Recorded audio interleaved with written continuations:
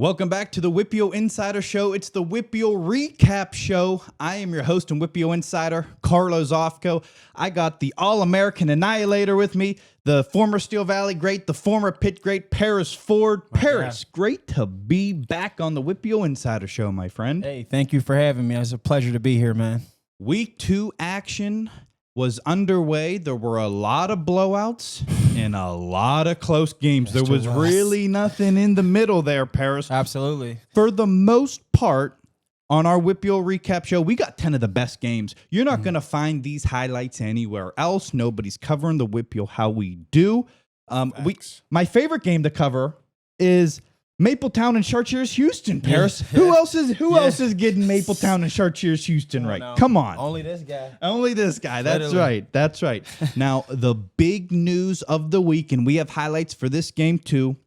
Avonworth taking down Aliquippa. Did that surprise you? Absolutely. I mean, I think that honestly surprised a lot of people after the WPIAL. Aliquippa was home. Everybody was kind of taken back by it a little bit, but sometimes things just aren't your night, so things are going to go that way. My favorite game that we're going to get into, Shaler versus Hampton. Heard that was a good one. That game, when we see the highlights, people aren't going to believe what happened. So we got 1A through 6A. We got you covered right here on the WPIAL Insider Show. You're not finding this anywhere else. Paris, enough of us talking. Let's jump into the highlights, my friend. Man. Come on, it's football time. Let's get to it. Starting off a 5A versus 6A matchup, South Fayette goes to Canon Mac here, and it's going to be Canon Mac quarterback Ty Jansma finding Roman Cimarolo 48 yards for the touchdown. South Fayette, however, would answer. It's the do-it-all quarterback Drew Welhorski finding Daniel Specca in the end zone with the toe tap. Looking good. It's going to be South Fayette, though, coming back to take the lead. Welhorski through the hole into the end zone. South Fayette takes the lead, but that's not going to be enough for the Big Macs. It's going to be Jansma finding Ethan Campoli. 3-yard touchdown pass. Big Macs aren't done either. Mason Calargo, 4-yard touchdown run. Real tough touchdown run as well. South Fayette's going to need an answer, and they're going to find one. Well, Horsey's going to drop back. Find Jacob Bastian for the touchdown. He gets to the goal line. Back and forth we go.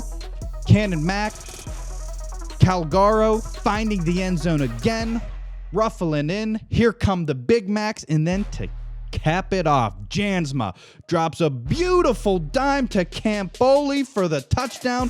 That'll cap it off right there. Canon Mac goes on to win 37-28. Up next, really the game of the week, Avonworth versus Aliquippa. This one was a nutty one, and we're going to start off. Marcus Council going to drop back to pass, throw a beautiful ball, but a defender just makes a diving grab at midfield, and that was kind of the story of this game. From there, you're going to find Dimitri Velisaris, a 15-yard run. Dimitri couldn't be stopped all night long. The Quips are going to respond, though. Marcus Council finds Josh Lay 25 yards out, a beautiful dime to him down the sideline. Quips starting to roll a little bit, but it's not going to be enough. Avonworth and Velisari, 7-yard touchdown run, just bumbling and stumbling on in. What can they do? Carson Bellinger is going to drop back. He's going to find his guy, Luca Neal. Neal's going to make a couple guys miss, and then off to the races. 53 yards they go. Avonworth in a commanding lead. The Quips are going to drive down. Marcus Council going to look for his guy, Lay, and it's going to be picked off by the Lopes in the end zone. A massive interception, and that's not going to be it for the Quips. Council again trying to do anything. Gets them all the way down to the goal line, trying to make a play. Another toe tap INT by the Lopes. That was the story of the game. The Lopes bending, not breaking. 23-7. They take down the Quips. Moving on. Ellwood City versus Neshannock, one of the best games of the night. And we're going to kick it off here with Tyler Smiley, the super sophomore. 1-yard touchdown run there puts Ellwood City in front. Then Richard Curtin, a 15-yard touchdown run for Ellwood City. Ellwood City starting to get rolling, but Gino Mazzacchio gonna get some help from his big guys. 3-yard touchdown run, Neshannock on the board. And then Anthony Eakin, 4-yard touchdown. He could be able to walk in with that hole right there, but that's not going to be all. Mazzacchio going to drop back the pass, and it's going to be intercepted. Anthony Barbario, 20-yard pick six. Ellwood City takes the lead, but the Lancers of Neshannock won't go down quietly. It's going to be a wildcat quarterback situation. Anthony Eakin, 71 yards to the house. The Lancers getting things rolling here. They're going to go and tie the ball game at 20, and then finally, to win the game, Mazzacchio is going to find Ethan Beeman from 8 yards, and the Lancers are going to win 26-20. Big comeback by Neshannock. Moving on to 5A, Upper St. Clair versus Franklin Regional. Little bit of non-conference foes going at it, and let me tell you, it was all Upper St. Clair all night long. Ethan Hellman, maybe a Player of the Year candidate, finding Nikan D'Orazio, 80-yard touchdown pass for the Panthers there. Then it's going to be Dante Corey just running mean, running hard, 38 yards. The Panthers in commanding control right now, but that's not going to be done. Ethan Hellman dropping back, finds his guy Bryce Jones. Jones brings it down 59 yards. These guys like going deep, and that's not going to be it for Hellman. Hellman's going to drop back. Drew Sanderson finds his guy to the end zone. He goes. There goes the Panthers. And if you think Ethan Hellman's done, you are crazy. Hellman gonna now find his guy Josh Sanders. Gonna jump up over the defender's big tight end there. That's not it. This is on the first half, mind you. Ethan Hellman finding Anthony Rosso from 27 yards. 5 touchdown passes for Hellman in the first half. They're going to cap it off with a Snyder 8-yard touchdown run. It was all Upper St. Clair. Franklin Regional, though, not going to be stumped. They do get on the board here. Jet Taylor with a 5-yard touchdown, but it was all Upper St. Clair all night, 49-6. Moving on. In a big battle in 4A non-conference yet again, Montour versus Trinity, and this was a really good one. We're going to start this off. Jonah Williamson doesn't like what he sees downfield. He's going to tuck it himself. That's what the Harvard commit can do. He's very smart, I hear. Trinity goes on top, but it's going to be Brandon Bennett, the super sophomore, finding Dominic Barron, 12-yard touchdown pass there. Then Montour again, Archie Collins Jr., Little Archie, the freshman, making dudes miss, 35-yard touchdown run. But Trinity would answer. Jonah Williamson, quarterback, power to the house. Back and forth we go. But Brandon Bennett gonna find Xander Stern, 70 yards. You ain't gonna catch him. Trinity doesn't have the horses right now. Montour back on top here. And then as we go again, Owen Gardner, 9-yard touchdown run for Trinity. We're going back and forth again. But Brandon Bennett going to call his own number. 1-yard touchdown run there. Can Montour take control? It's going to be Caden Haluccio. 11-yard touchdown to give Montour the lead. Jonah Williamson going to get his 3rd rushing touchdown of the game. They're going to come up a little bit short. Montour wins 35-27. Moving on to maybe the game of the night, Shaler versus Hampton. This one was a great one. We're going to start off with Willie Hasselrig hitting Heath Borgo, 22 yards for the Hampton Talbot touchdown. Then Shaler's going to get on the board. Jaden Conrad, 1-yard touchdown run. Big tough guy getting in there. Then Aaron Aversa finds his guy Zach London, 3-yard touchdown pass. Shaler starting to get things cooking here. Then Avery Kittner, 3-yard touchdown run. Shaler on a roll, but it's going to be Evan McAnery, 37-yard touchdown run for Hampton. Then Willie Hasselrig going to find his guy Heath Borgo again with a toe tap at the pylon, an unbelievable one. And then Shaler to take the lead with less than a minute left. It's going to be Gaetano, 35-yard field goal. He hits it. Hampton gonna find his guy down the field, less than a minute left. Tick, tick, tick. A 46-yard field goal from Jake Lucas as time expires, and it goes through. Hampton goes nuts for good reason. 25-24, the Talbots win. Moving on, 1A versus 2A action, Cal versus Waynesburg, and this was a good one. We're going to start it off here early. Aiden Keys, 3-yard touchdown run for California. They're going to take the early lead. Then Keys again, gonna catch this one though from Logan Hartley. Hartley finds his guy Keys in the end zone, but Waynesburg would not be denied. Tegan Kraus, one of the best players in 2A, gets the 2-yard touchdown run there. But Cal gonna have an answer. Malachi Peak, a 3-yard tough touchdown run, but it's gonna be Kraus finding Jake Risciudio up top.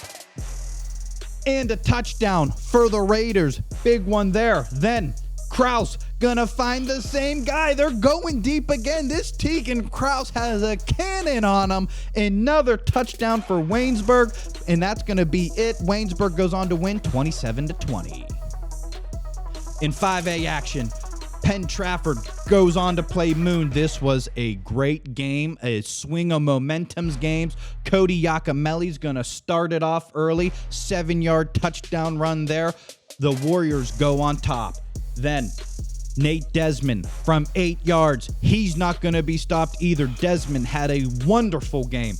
Penn Trafford takes a 12-0 lead. Then here we go again.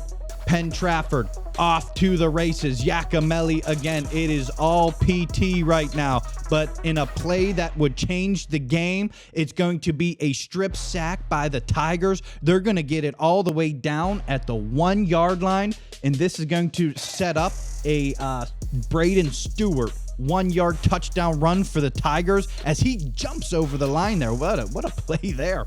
Moon gets on the board though. Then big field goal there by Moon. That's Ethan Savenich.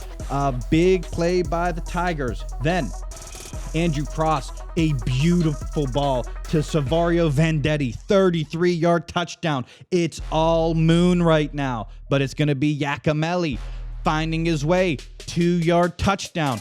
Now we're going with under a minute left, 95 yards to go. This is going to be fun now, isn't it? It's going to be Nate Desmond dropping back, unleashing a cannon. Mind you, less than a minute to go, 95 yards away from the end zone. They're going to need something. He finds him there. He's going to drop back again. Can he find another receiver? You know what? We're just going to throw it up, and we're just going to moss some people. Another big play for Penn Trafford. Finally, Desmond's going to drop back the pass, find Landon Stickles, and Stickles is going to get into the end zone with less than 12 seconds to go. Penn Trafford wins by a point. Unbelievable game. Then we're going to go to 1A ball. Char Houston versus Mapletown. This was a great one. Char Houston, Aaron Walsh is going to find Julius Livingston 8 yards out. Big touchdown pass there for Char Houston. Then Mapletown, though, Carson Venata going to do the double pass, little trickeration, finding Landon Johnson wide open in the end zone from 16 yards. Mapletown will go on to score again here. Venata, a 2-yard touchdown run. Mapletown, the Maples take the lead. Here we go. And that's not going to be it from Venata. He's going to get the ball 56 yards out, off to the races. He's not going to be caught. He's going to hit the track finish at the goal line here, but Char Houston, they didn't like that. It's going to be Aaron Walsh from 8 yards out. Walsh is going to muscle his way in, get some help from his big boys, some big boys up front. Big play by Walsh there. And then Mapletown, Colton McKnight, 1-yard touchdown. The old tush push, still working in high school. Char Houston would not go away, though. Like I said, this was a night of comebacks. Jake Lubba, 3-yard run for the touchdown for Char Houston. That's not going to be it. This Walsh kid, Aaron Walsh, 62 yards out, juking and jiving. Mapletown can't get their hands on him to bring him down. Great downfield blocking, weaving in and out. Walsh, 62 yards. And then the cherry on top for Walsh, a 5-yard touchdown run there. Walsh combines for 4 touchdowns for Char Houston. A big win for Char Houston there. 35-28. They come back and take the win. And then finally, Steel Valley versus Bishop Canevin. Coach Rod Steele returning to his old stomping grounds at Steel Valley. And it's going to be Bishop Canevin striking first. Brady Wagner finds DeMar Olds 18 yards out. And then Meonte Mott going to get the ball. And Deron Barksdale forces the fumble at the 2-yard line. Steel Valley bending, but not breaking. Will things continue? Not right now, because it's going to be Meonte Mott. He's going to get a 13-yard touchdown pass from Wagner. He also had a 65-yard touchdown in this game. Mott had a massive game, but Bishop Canevin, they're going to find their guy. Wagner finds their guy, but another forced fumble by Steel Valley there. Steel Valley had some great defense. They just couldn't get on the board. This was an interesting interception here. He doesn't quite get it into the house. He gets down at the 2-yard line. That'll set up a Deron Barksdale 2-yard touchdown run.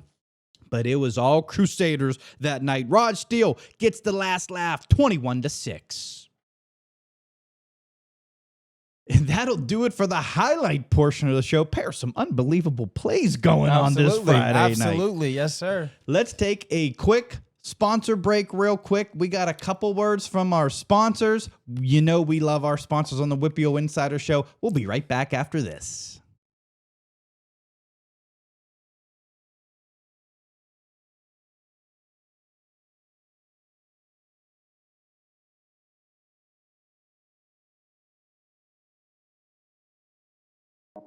Black Bear Fundraising, in partnership with Vertical Raise Donation Platform, is proud to sponsor the WPIAL Insider Show Player and Coach of the Week Award. For over 25 years, we've been helping teams and groups raise the funds they need.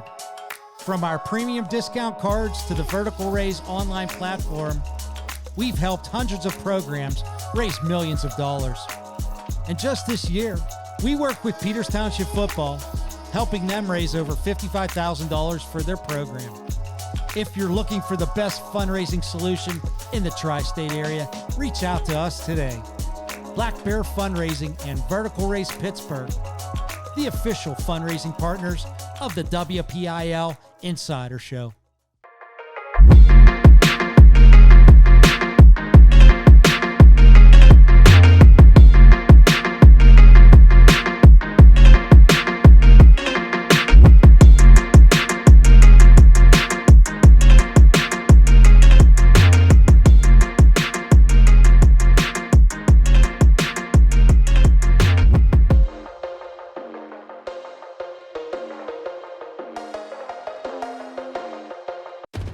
Some moments on the field go beyond the game. They shape who we become. At Home Team Collections, we honor those moments with the care and craftsmanship they deserve. Because these moments aren't just memories, they're a legacy worth preserving. Any team, any sport, any logo. Visit HomeTeamCollections.com today and save $10 off your first order. Welcome back to the WPIAL Insider Show. I am your host and WPIAL Insider, Carlos Zofko. Here alongside me, former Steel Valley All-American and Pitt great Paris Ford. Paris, we now hop into one of my favorite segments of the show, yes, the sir. Top 25. This is the Top 25, regardless of classification. There's a lot of electricity and excitement amongst fan bases here. Absolutely. You know, the 3A teams taking down some 4A teams, 4A's beating up on the 3A's. It goes back and forth, and we certainly have our opinions. This Top 25 brought to you by Fry Performance Training. Fry Performance Training is building fast, explosive, and strong athletes. Visit them online at fryperformancetraining.com. Trust me, you're going to want to see this. But enough talk out of us, Paris. Let's hop into the Top 25. Let's do it, baby.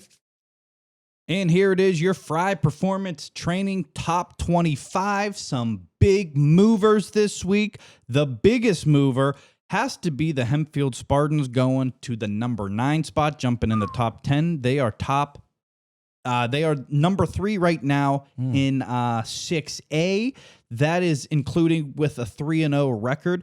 Dom Detriff, their quarterback, has really been playing A+ football right now. Yes, he has. And the Spartans are feeling good. Moon is at number 10, sliding a little bit after losing to Penn Trafford in heartbreaking fashion. Penn Trafford is at number 7. They're 3-0, and they keep just sneaking out of games. They keep finding a way to win. There's something to be said for that, right, Paris? Absolutely. I mean, I feel like they deserve the recognition. Starting off 3-0 real fast. Shout out to Penn Trafford. Yeah, Penn Trafford is doing very well, but, the number 1 team, would you agree with this, is Central Catholic. I mean, they have to be number 1, right? Yes, absolutely. With that performance, they just reassured their dominance. Yeah, they went to Canton on a Saturday, kind of took it to Woodland Hills. Woodland Hills is 1-2, but I have them here at number 15. But, I mean, they took it to Woodland Hills. They lost to LaSalle, of course, a Pennsylvania powerhouse. Yes. LaSalle's not going to be losing anytime shortly either. Absolutely. But I agree. is there anybody in the top 5 that you disagree with here, Paris? Yes. Which one and who? I would have to say number 4, the North Allegheny Tigers. I love their organization, great coaching, great staff, but the Pine Richland guys are just, they're loaded. Again, I really feel like, So that's an excellent point you bring up there. Pine Richland, I had as my number 1 team preseason. They kind of controlled the entire first half and into the third quarter of the Central Catholic game, and then Central Catholic absolutely came through and won by multiple touchdowns, just kind of asserting their dominance. I'm not exactly sure what to think right now at Pine Richland. Obviously, they had this great game this week against Seneca Valley, and trust me, Pine Richland is on the radar, but with the way Upper St. Clair has been shellacking teams, the way Peters Township has been shellacking teams, that has to account for something. And until Pine kind of quote-unquote proves it again, I think they have to be in that 5 spot because North Allegheny hasn't lost yet. They went down to the wire with Woodland Hills. That was another good one. We went to that game. And we went to that game. It was a great contest. Woodland Hills, I almost kind of say Woodland Hills almost gave them the game a little bit. Sadly, I agree with you. I have to. They probably did, but North Allegheny, they figure out a way to win. They're not going to beat themselves. I think that says something in high school football. Yes, sir. But with the top 5 as Central Catholic, Upper St. Clair, Peters Township, NA, and then Pine Richland, I mean, really pick your poison there. Nobody wants to see those teams. 100% I agree with you. And then the number 6 team is the first 4A team ranked. That's Thomas Jefferson. They just beat McKeesport, who is number 8. McKeesport had, if the game was 1 minute less, McKeesport is number 6 right now. I heard that was a nail biter to the end of the game. It was a nail biter. TJ goes on top with 56 seconds to go. It was 7-3. Wow. TJ ended up winning 16-7. They actually took back a pick 6 on the final play of the game as well. So Thomas Jefferson is at the 6th spot, but Thomas Jefferson, this is another one. They are just going to outlast you. Right. They think that you are going to make the last mistake. Right. And that's kind of what it is. So I kind of like TJ there at the 6th spot. Smart football.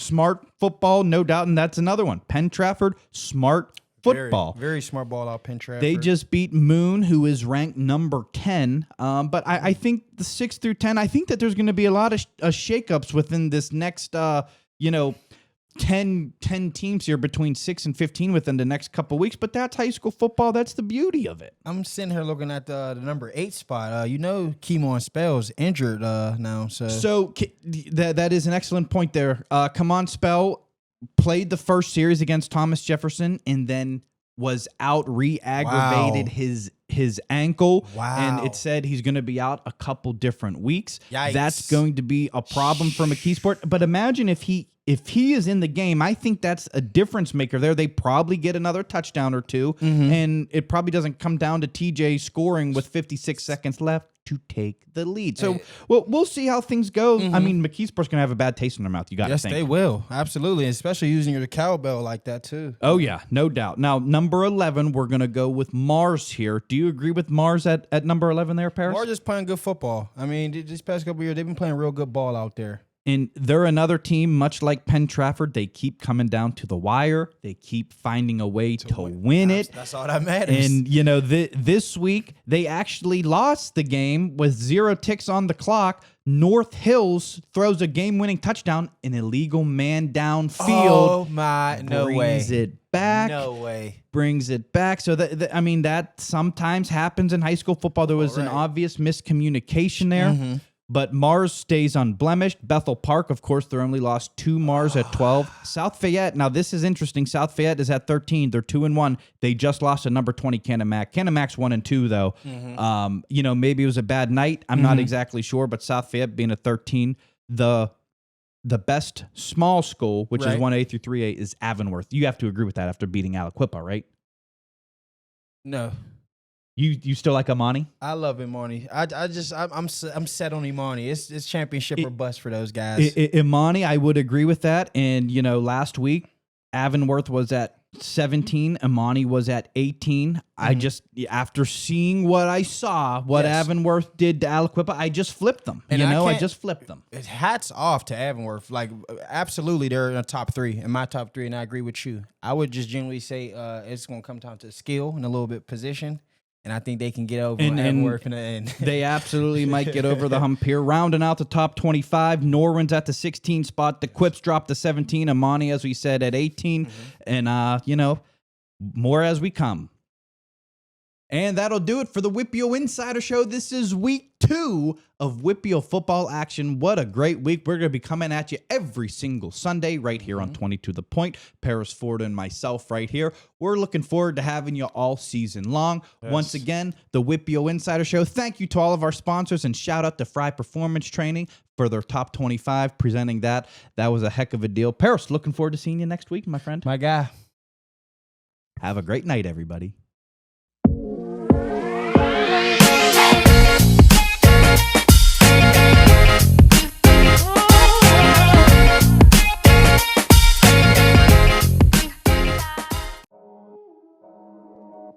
Black Bear Fundraising, in partnership with Vertical Raise Donation Platform, is proud to sponsor the WPIAL Insider Show Player and Coach of the Week Award.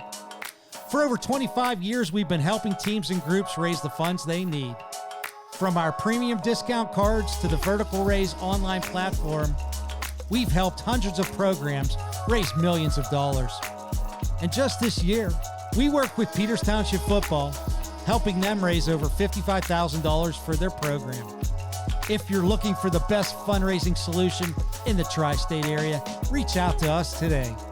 Black Bear Fundraising and Vertical Raise Pittsburgh, the official fundraising partners of the WPIAL Insider Show.